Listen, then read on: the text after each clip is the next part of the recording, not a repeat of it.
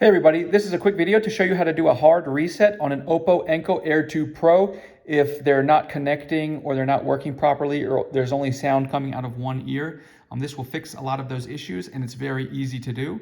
All you need to do is you want to open the case and remove the earbuds from the case and leave the case open.